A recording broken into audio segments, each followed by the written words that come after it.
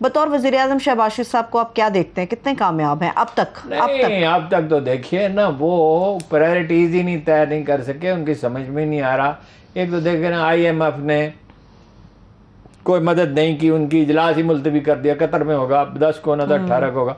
उसकी वजह से बेयकीनी है, उसकी वजह से डॉलर की प्राइस बढ़ रही है, उसकी वजह से स्टॉक मार्केट गिर रही है। ठीक है, वो कभी बस में चढ़ जाते हैं, कभी वैसे सुबह सुबह 4 बजे उठ के, ये कमाल है वैसे उनका, स्विमिंग के लिए जाते रहे 5 स्टार होटल में। सेहतमंद एक्टिविटी है ना, वो उनकी कमर की तकलीफ है ना, तो उसके लिए स्विमिंग ही सजेस्ट की जाती है। अच्छा, तो अपना कोशिश में लगे रहते हैं कुछ अपनी सेहत बेहतर बनाने की। शहबाज शरीफ साहब तो खाना खाते रहते हैं, नवाज शरीफ तो खाना खाते रहते हैं, साथ दवाइयाँ खाते रहते हैं।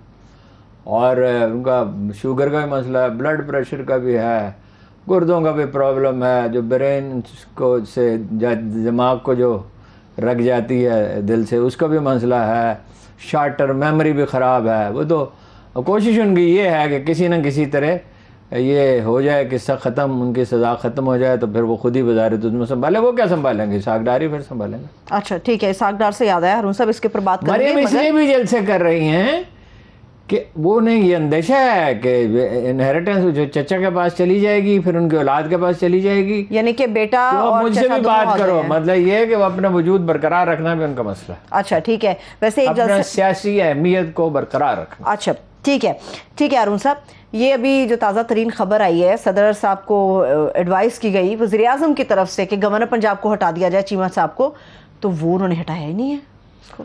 बस सदर तो फिर सदर है, फारसी में कहते हैं सदर हर जा के नशीनत सदर अस्त, सदर जहाँ भी बैठ जाए सदर ही होता है। लेकिन माहिरीन यही कहते हैं कि उनका इख्तियार नहीं है। वो कह रहे हैं कि 101 के तहत मेरा इख्तियार है, लेकिन वो माहिरीन ये कह रहे हैं कि वज़ीर आज़म की उसके पाबंद हैं वो। लेकिन बहरहाल अब जब मुखासमत इस दर्जा हो जाए और ज़ाती दुश्मनी में तब्दील हो जाए, तो फिर ये था अदालत में जाएगा मामला। गवर्नर पंजाब की बात हो रही थी, साबिक गवर्नर पंजाब कहाँ है? चौधरी सरवर साहब। वो एक मेरे पास खबर नहीं है, चैनल ने खबर दी है कि मुस्लिम लीग नून में शामिल हो रहा है, और हो सकता है वो शामिल हो रहा है, मेरा उनसे रब्ता नहीं है। अच्छा, लेकिन ये है कि वो तो मेरी खबर तो नहीं है, तो खबर किसी चैनल ने नशर की। वो दावा ये इस बात का कर रहे हैं। वैसे उनका रुझान काफ़ी था जब वो PTI में भी थे, इसके ऊपर फिर बात करेंगे कभी। गवर्नर सिंध के बारे में आप बात करेंगे? नसरीन जलील साहिबा का नाम नहीं, बात उस पर क्या करनी है, पूरा मुल्क उस पर चीख रहा है।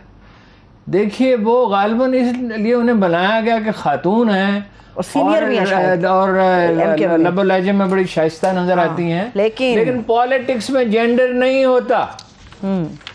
पॉलिटिक्स में मर्द और औरत की तमीज नहीं होती।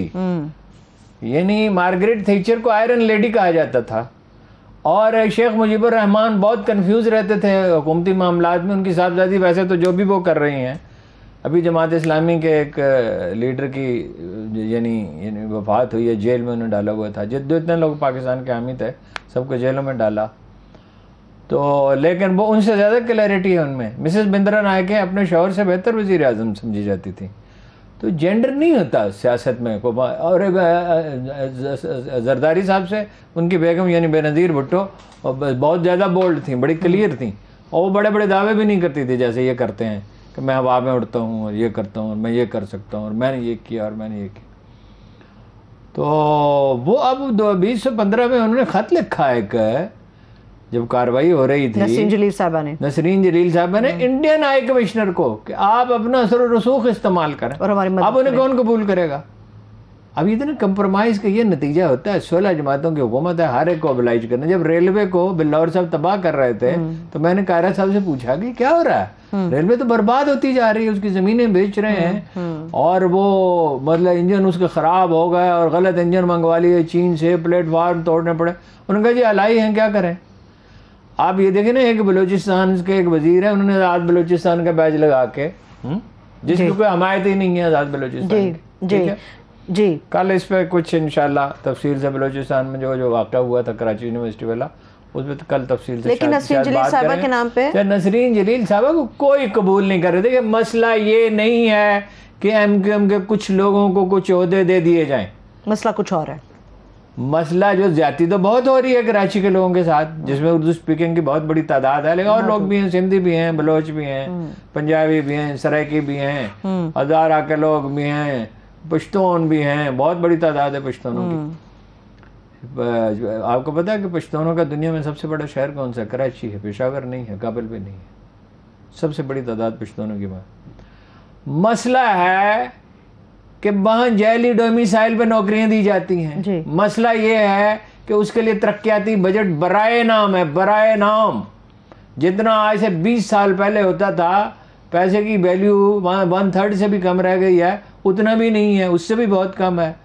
बल्दियाती अदारों को कोई पूछता नहीं। भाई बल्दियाती अदारों को इख्तियारात दें, पानी का मसला हल करें, ट्रांसपोर्ट में कुछ बेहतरी आई है, उम्मीद है कुछ और बेहतरी आएगी।